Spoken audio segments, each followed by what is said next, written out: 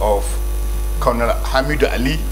And I think because he's a military officer, or he was a military officer, he hardly differentiates the role of the custom and that of the military.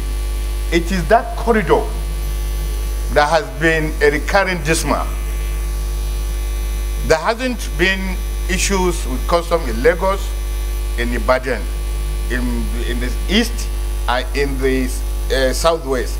But the corridor between Katsina, Niger, Kano, a lot of people lost their lives simply because they are suspected of carrying a bag of rice. They will stop. Sometimes you lose brake, they will shoot you. Even on motorcycle. People living around that border, their livelihood is this business. For a very, very long time, once the custom decide to take position of shoot aside, what happened? The smugglers went and collaborate with the bandits. So therefore, it's become a kind of clash that happening day in, day out. Mr. President, yes, there's a rules of engagement. They should not shoot until maybe on self-defense or otherwise. But Mr. President, is a situation that in that area is very, very, very, very bad. When we are doing campaign in 2015, the people that supported us or supported Muhammad Buhari then around that area are those boys, men and women in that business. But Mr. President, if those groups, I was opportune to meet with them in 2017, they come to pay me courtesy call. When I started asking, where is one person she was shot by a custom? Why this person was shot by a custom? Well, and they mentioned about 10 out of them. I'm very happy that former Senate President is complaining because it has come to his mouth. The same Ali that they were protecting is now haunting them. Automatically, why must you tolerate a military incursion in the custom? Custom to collect revenue and to prevent smuggling. It doesn't need to kill anybody because of rice. It doesn't need to kill anybody because of tokumbo. But when he kills today and nobody sanctioned him because he asked somebody there, nobody, he didn't respect anybody here as at that time. Until the last day he left, it was a war. I commend the mover of this motion for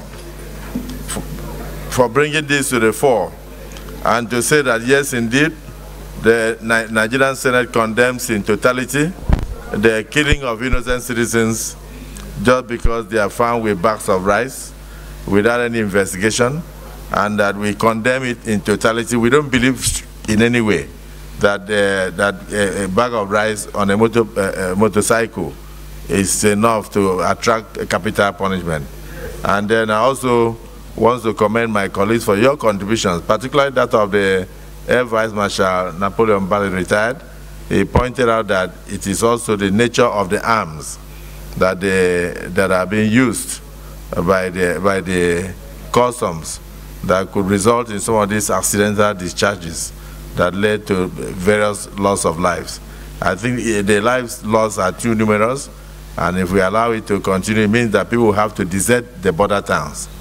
And these are their ancestral homes.